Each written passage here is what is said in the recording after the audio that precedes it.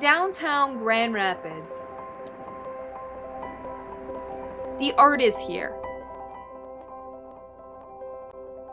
The energy is here. And the beer is here. And Grand Valley State is growing here.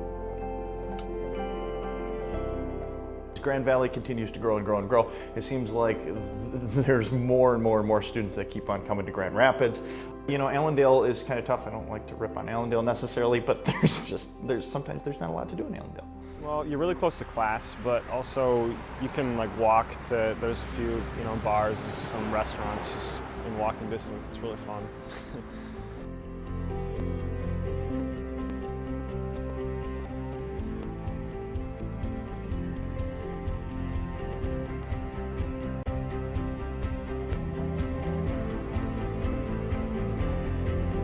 Every year, more students are choosing to live 20 minutes away from Grand Valley's main Allendale campus and into the heart of Grand Rapids.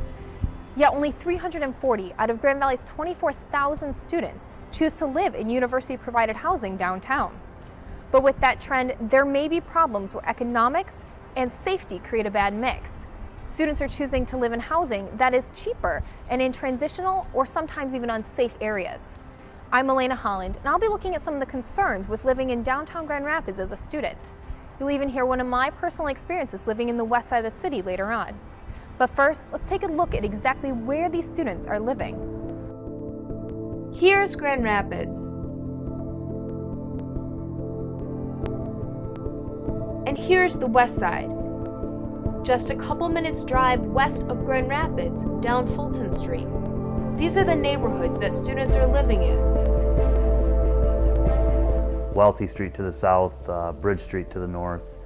We could use the college to the east and then the hill geographically to the west. This area is primarily made up of residential, a mix between student housing as far as rental properties go, and also some owner-occupied housing. Rent in this area can often be as low as $200 a month per person, and students like it because it's close to campus, bars, and food. A lot of times we'll just go down to, we live right around the corner from Vito's, and so a lot of times I get pizza late at night and I never really feel afraid. There's always a trade-off between your budget and exactly what property that you want, as well as the neighborhood that you're in. So we have a mix, majority of middle-class students and lower-income families living in the same area. Crime? It happens far too often. According to the Grand Rapids police reports, in the 6-month period of January to June 2013, West Grand Rapids saw 171 violent crimes and 736 property crimes. The question is, how safe do you feel? I felt safe until I got robbed. I came home from work and our back door is open, and took 2 TVs, my computer, iPad, Xbox, money. One story about Vito Street that I always hear when I'm like, yeah, we live on Vito, and they go, oh, isn't that where the rape happened? But now, more students are becoming those victims.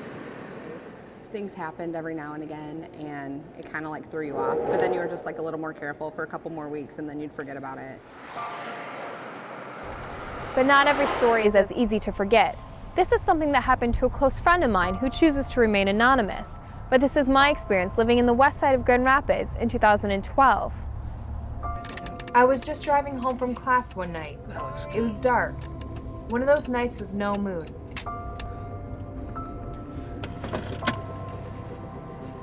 I parked here, across the street from the house that I lived at. I was on the phone with my mom, just talking about a class project. Yeah, I don't know what else there is. I sat there for a little while, letting the car run. But then, I looked at the house.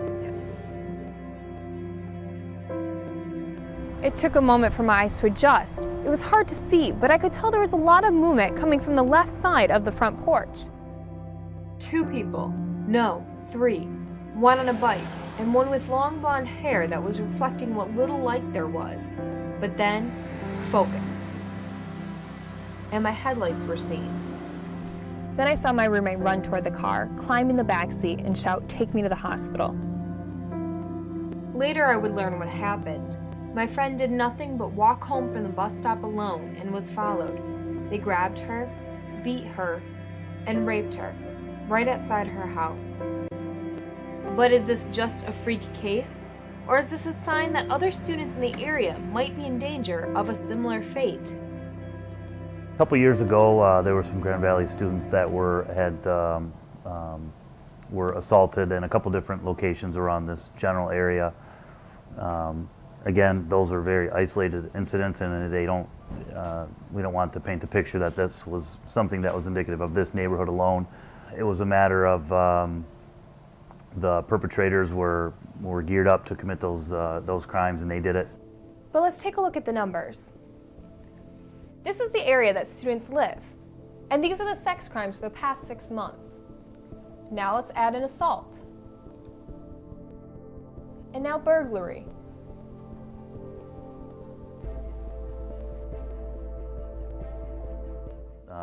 Being aware of your surroundings and just being used to living next to people that are different than where they come from or out in the rural environments, and is looking out for each other. And I think one of the good things, the positive things about the neighborhood, I think it's starting to accept students into it. So it's not really that the neighborhood is getting worse, it's just in transition. With the growth of the city and the school, poverty and students are mixed. I think if a girl was to live downtown and she had her car parked considerable away from her house, distance from her house, it would be wise to have like a guy walk her to her car or something like that. I walk out at night because I walk my dog. I have pepper spray that I carry with me, and if it's dark out, then I'll take the busy street. You just have to use common sense, and I was a little bit too lax about it coming from Allendale and Hudsonville area. You don't have to worry about it really, but downtown, you just have to be more careful. Fortunately for my friend and myself, there was some relief. Within a week of the assault, the criminals were caught and convicted. We realized my friend should have had someone walk home with her that night. With help, she has worked at recovering. But of course, sexual assault isn't so simple. And one incident like this can leave us all with an uncomfortable reality about where we live. And that is, Grand Rapids is a great, growing city. But living here, it has some risks. In the end, this story's taught me a couple things. The first is that students should take advantage of online tools like crime mapping, check an area out before signing a lease. And the other is to be mindful, because I believe with the protection of friends and a little common sense, students can stay safe in the city, just not anywhere at any time, and certainly not alone. In Grand Rapids, I'm Alana Holland.